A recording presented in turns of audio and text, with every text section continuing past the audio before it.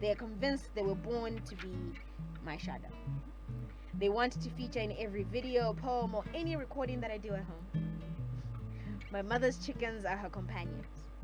They're there when my brother, my dad, and I go out to search for pieces of ourselves. They keep my mom company as she weaves prayers into the walls that make our home, and embrace us after the world spits us out. My mother's chickens are reminders that every day is a blessing. They wake up early to make noise until we all get the hint and jump out of bed to try and make the most of yet another day. My mother's chickens are my constant reminder that I can always try again. And today, just like yesterday, is a gift. And a chance to sing like yesterday did not burn. Oh. Did you know we're calling that the chicken song? Exactly. Chicken sauce. Amazing. So I would love to know, like, what are your plans, maybe with the poetry, the collections that you have so far?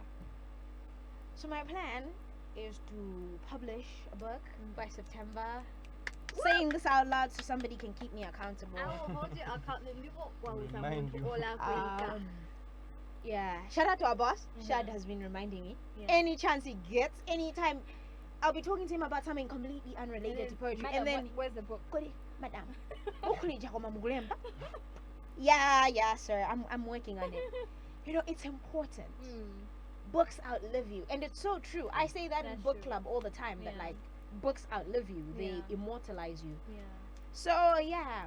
And, I mean, I don't plan on sticking around this planet for so long. It's ghetto here. Yeah, let's not let it get dark, but let's But...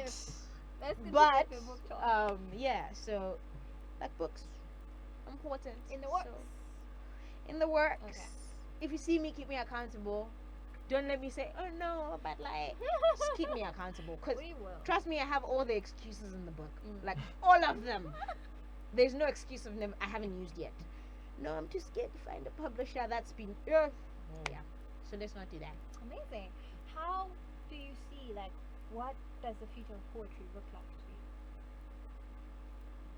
The future of poetry The future of poetry. in Malawi Now, or in general? Malawi and maybe just in general. Now also with the coming in of AI, which is taking over the creative space.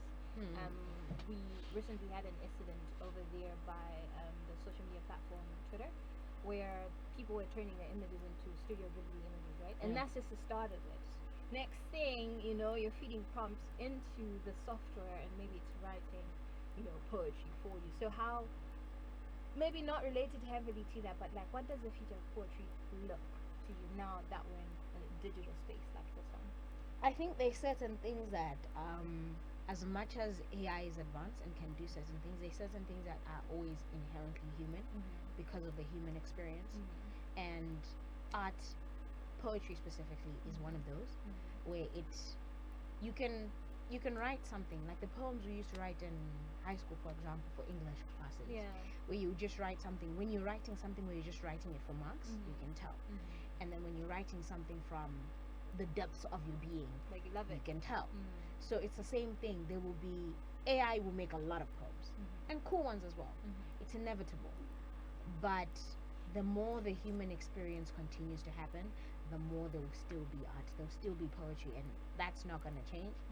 And I think the future of poetry in Malawi specifically is quite bright. I've heard some poems from very young people where it's like, okay, and from a it's really horrible. I say that some of the best writers come from countries with the most trauma, and Malawi is going through quite a lot of trauma. So I think our poetry is about to get better, guys. 'cause, Okay.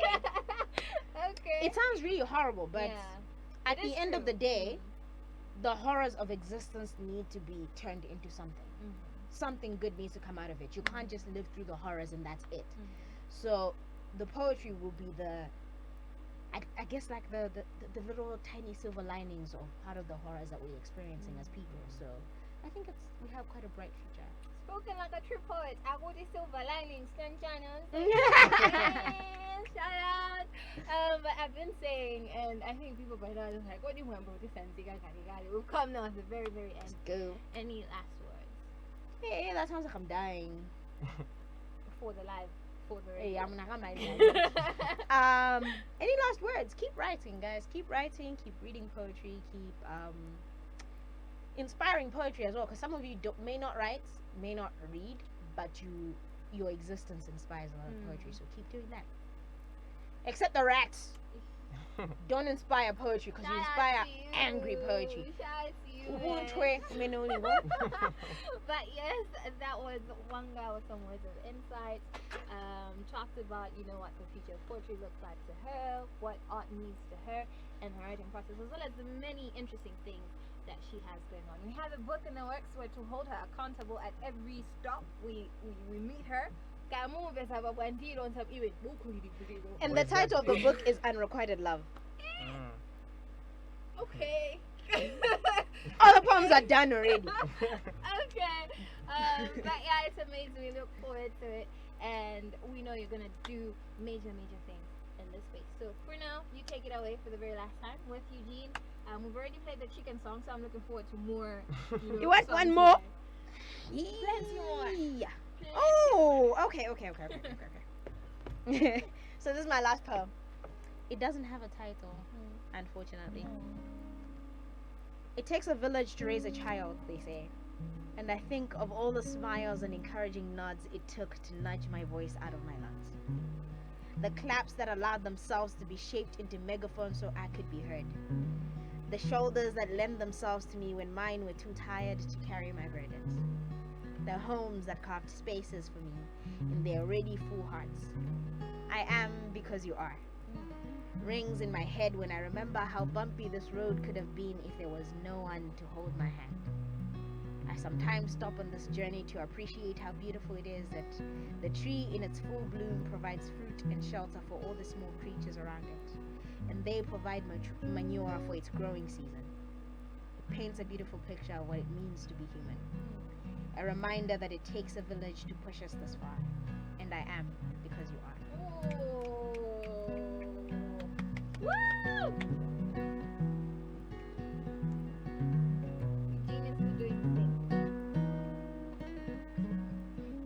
We should just have like another few minutes of just Eugene Just doing his Eugene. thing, man. You know what? We're gonna come up with a concept again. Just Eugene. Yeah, Just it. like That's our what whole we're day calling was it. just Eugene. But it's been amazing chatting with you guys in here. I've enjoyed every second of it, and I hope my listener as well as our listener has gotten a taste of the same. Do stay locked in to Story Club FM as there'll be more coming your way. Art. luso Art. luso lolenga kumaso kubeka Art. luso lolenga Art. kulenga zinthu kudzera mu luso Art. luso lolenga komanso kubeka. Story Club FM is a revolutionary art-centric radio station that is designed to give rise to a culture shift by elevating society's appreciation of art as an integral part of development. Our vision is to empower society through arts. Story Club FM, the culture is art.